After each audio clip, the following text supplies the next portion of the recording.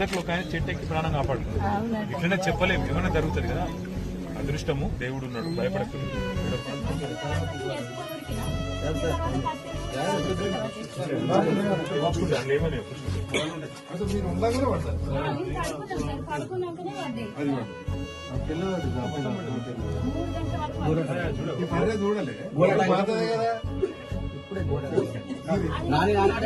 Nani ఒరిగింది sir, ఒరిగింది Nani అక్కడ ఇల్లు